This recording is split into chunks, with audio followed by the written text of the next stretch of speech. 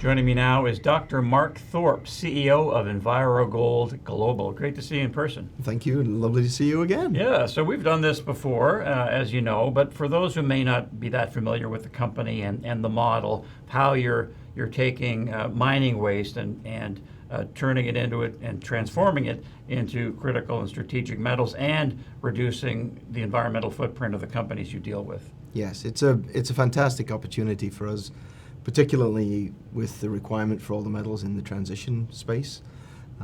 We're taking tailings that have got high quantities of the metals like zinc, copper, gold, and silver, and we've developed a process to allow us to elegantly recover that and reduce the environmental liability at the same time. Now, we'll talk about your Hellyer project shortly, which you call that your flagship, I guess, right, for now? It is right at now, the moment. yes. But I noticed you struck a deal fairly recently with Hindustan Zinc, and they're going to evaluate your process. So you said this, it's a significant milestone for the company. What's significant about it? And I also noticed that you're in talks with other larger players, because this is a $15 billion company. The Hindustan Zinc opportunity is one that came to us. They sought us out.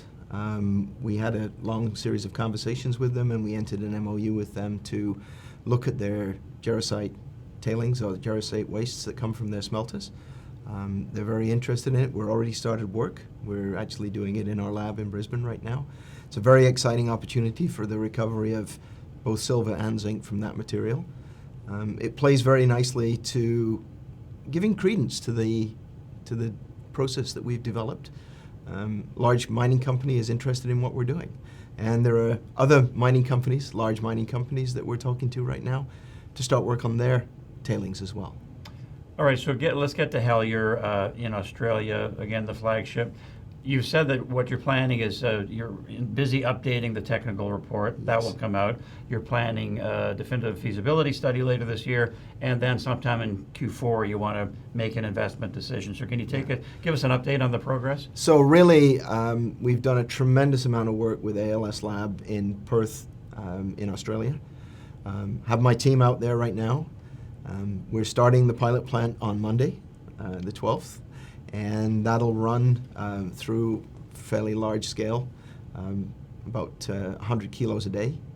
We've worked with Sedgman, our engineering partner, to define what goes into the pilot plant.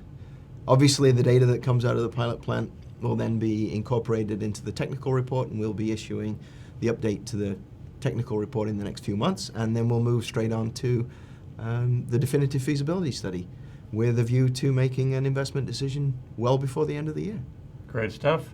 Now, in terms of your process, and without getting too much into the weeds, but I mentioned before off air that at our pre-PDAC conference, you gave a presentation, and there's a moment there for about 30, 45 seconds where you describe the process, and you say it's elegant in its simplicity. It's rinse and repeat. But you gave a nice visual where it's kind of going, okay, I get it better now. Right. So could you kind of go through that again? Yeah, of course.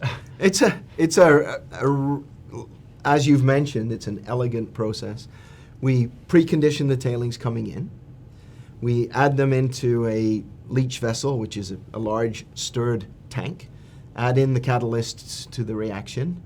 The catalysts then destroy the pyrite matrix, liberating the precious metals, and at the same time dissolving the base metals into the solution, which gives us a nice separation of base metals in one part and the precious metals in the second. From the main initial reaction vessel, we recapture the gases to recycle the acids back to the start. We separate off the liquid from the solids.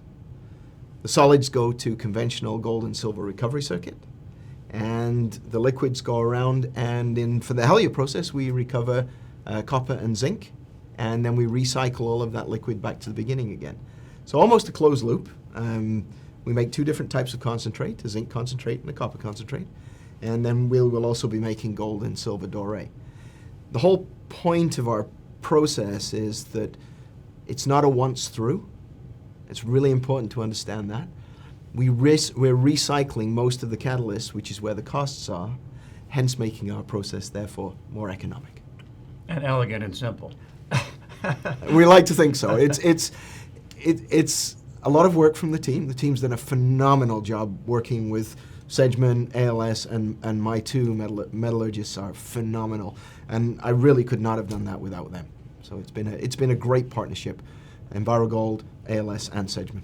Now, you said before that you've looked at literally hundreds of various projects, but you're very choosy. You've only really narrowed it down to a handful. So, and I remember talking to JC, your colleague, and he was saying, well, we're in some talks with some Mexican groups. That was a while ago. Any updates on any developments on what you're doing? Negotiating contracts is a slow process. We're continuing to negotiate with the second major client. And we're working on a couple of other large mining companies to have their tailings into our lab end of Q2, early Q3, so that we'll start working on the assessment of our process on their tailings. And these are large facilities with a lot of revenue. So it's everything's kind of coming together in the next couple of months. It's a very exciting time for the company, and the team has done a tremendous job. Board of directors has been hugely supportive to our team, so you can look for exciting things from us. Very good. Now, you've said in terms of the investment case that you're you have first mover advantage in this area. Mm-hmm. Investors should pay attention and maybe get in early, throw a little money at the stock. What would you say is the market's perception currently of the EnviroGold global story? I think we're under the radar. Not from want of trying. We've been trying to get our story out. People are waiting on the update to the technical report. We've got a tremendous amount of interest from investors, from people who are looking at providing financing for the project build. And so we continue to be a stock that's, we think, undervalued right now. And we see all of the catalysts coming in 2023 to make it a real move to first cash flow in 2024. All right, we'll be watching. I hope so. Okay, thank you, Doctor. You're welcome. Good stuff. Dr. Mark Thorpe, he's the CEO of EnviroGold Global.